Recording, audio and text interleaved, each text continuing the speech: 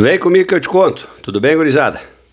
Vamos falar aí sobre a grande vitória do Grêmio na noite de ontem sobre o São Luís, com direito a hat-trick de Carlos Vinícius, e também falar da classificação da gurizada aí na Copinha no final da manhã desse domingo. Também rapidamente falando alguma coisa aí de mercado.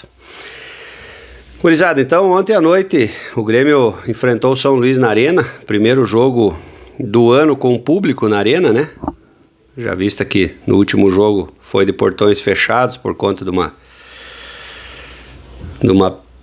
punição que a Federação Gaúcha aplicou ao Grêmio. Mas enfim, águas passadas não lavam calçadas, vamos adiante. Então o Grêmio ontem enfrentou o São Luís de Juí na Arena, de novo, né? Com a presença do público. Jogou com praticamente o time principal. Acho que a gente já começa a entender e a enxergar um desenho de time, né? Nesse primeiro momento aí, nessas primeiras partidas que o Grêmio vem fazendo, né? Então, ontem, teoricamente, jogou com a força máxima que tinha à disposição. E, particularmente, eu acho que ainda poderia ser um pouco diferente a formação em algumas posições. Eu colocaria o Noriega como titular ao invés de Gustavo Martins, né? Mas enfim, os dois jogadores estão jogando bem, né? Dependendo do jogo, acho que não pode jogar Arthur e Thiaguinho, apesar dos dois terem feito uma excelente partida ontem, né? Acho até que a gente tem dois Arthur dentro de campo, né? Porque o Thiaguinho e o Arthur se assemelham demais nas características, né? Então já estamos com uma nova safra aí garantida, né? Porque em algum momento o Arthur, mesmo que o Grêmio compre ele da Juventus, ele deve permanecer por algum tempo aí, e o Thiaguinho vem buscando o seu lugar ao sol, né? E uma coisa interessante que o Luiz Castro falou é que a ideia dele é montar dois 11, né? Dois times muito equilibrados, né? Então a gente começa aí com uma deficiência, por exemplo, na lateral direita, que o Marcos Rocha tem uma qualidade e nós não temos um substituto à altura. Temos o João Pedro, mas bastante longe, né, em termos de qualidade.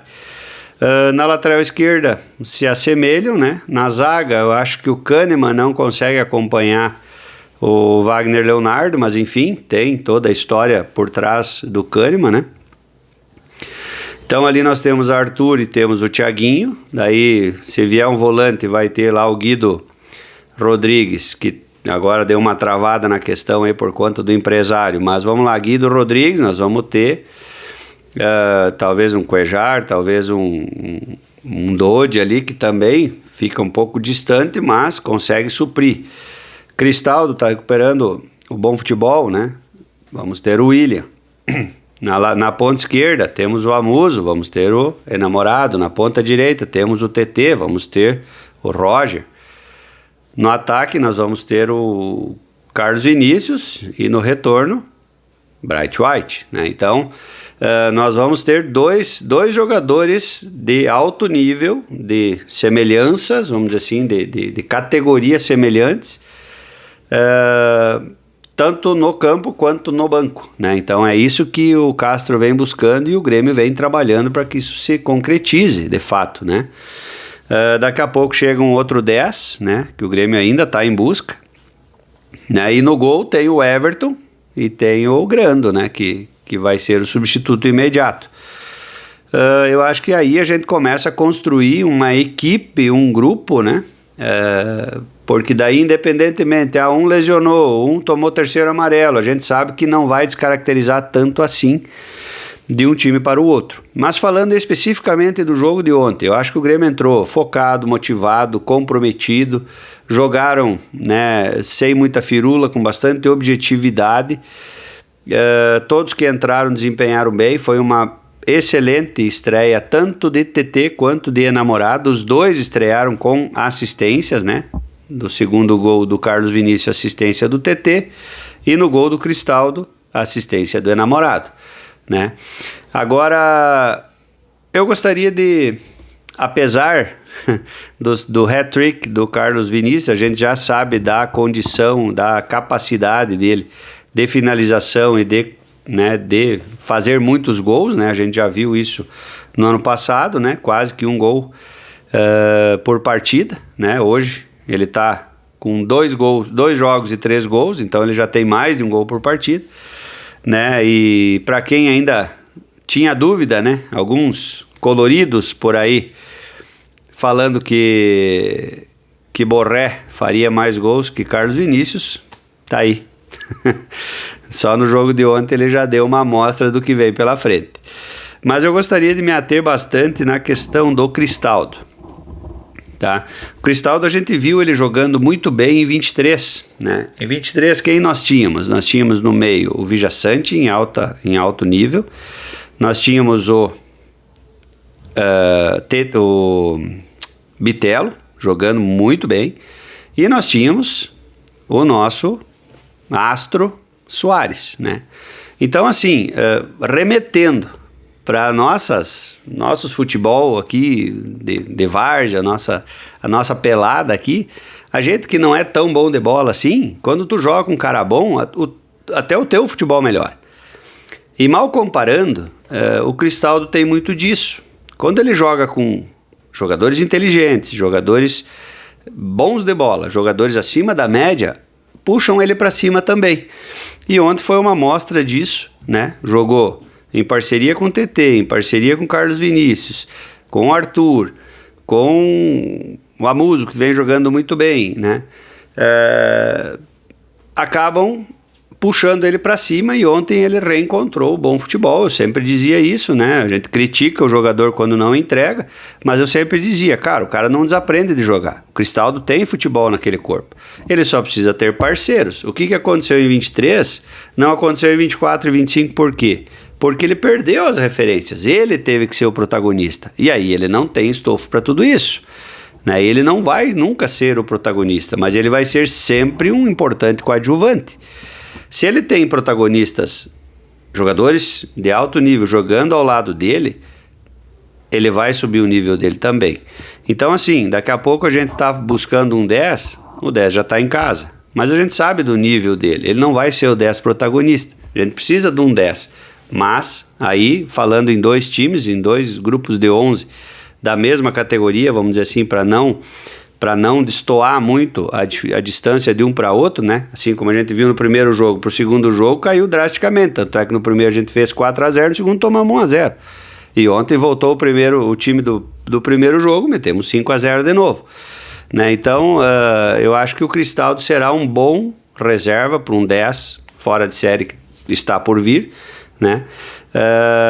Mas jogando com esses jogadores inteligentes de alto nível, ele também vai começar a aparecer novamente, tá? E a gente fica feliz porque é um jogador, é um ativo do clube, é um cara que vem se esforçando, vem buscando, só que faltava companheiro para ele jogar o futebol que ele sabe.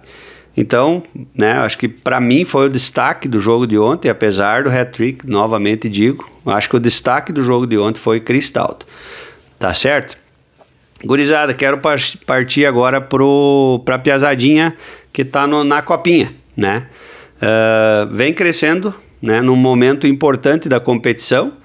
Começaram de maneira mais lenta, enfim e tal. Agora na fase de mata-mata vem empilhando bons resultados, né? Já haviam goleado o América de Natal. Hoje golearam novamente, né? O Grêmio aí também goleando tanto no Gauchão quanto na Copinha. Fizeram 3-0 com destaque para João Borne, né? Que fez 2 golaços, né? 2 muito bonitos gols. E também Matheus Magalhães, que também fez um baita gol, né? Venceram por 3-0, não sofreram, fizeram o resultado no primeiro tempo, administraram muito bem no segundo tempo, né? Até para se poupar, porque daqui 2 dias tem mais uma pedreira.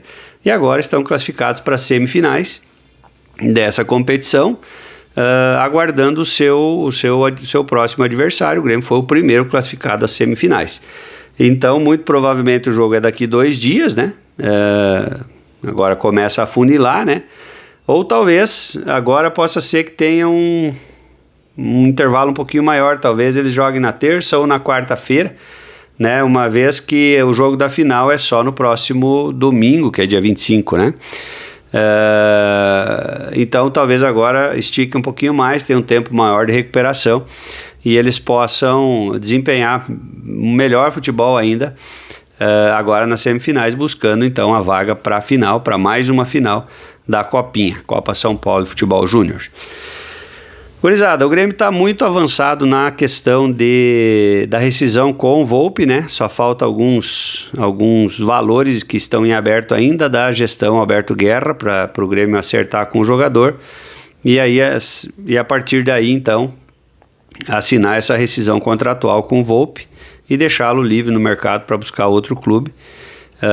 Uma vez que o Everton chegou, o Grêmio já havia avisado o jogador que não iria contar com ele nesse ano de 2026, né? E agora com a chegada do Everton, então oficialmente o Grêmio vai liberar Thiago Volpi fazendo uma rescisão contratual amigável, né? Basta acertar os vencimentos que ainda estão em aberto.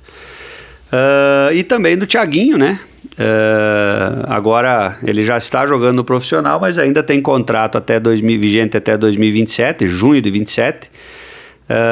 Mas como junior, né? Ele ainda está como sub-20, né? Então agora o Grêmio avança para renovação e extensão desse vínculo, né? Muito provavelmente até final de 29, com reajustes salariais e também com uma multa rescisória aí, o Grêmio bota lá 100 milhões de euros, né? Obviamente é muito difícil a gente vender ou ver, o Grêmio nunca vendeu um jogador nessa faixa de preço, né? Mas é uma segurança, é uma garantia também de ficar recebendo propostas indecentes e indecorosas aí para contar com essa gurizada aí que é fora de série.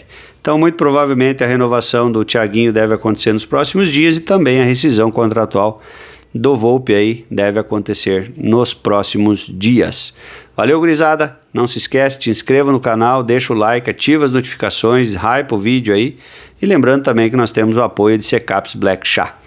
Valeu? Link tá na descrição aí. Entra lá e conheça os produtos. Um abraço e até o próximo vídeo. Tchau, tchau!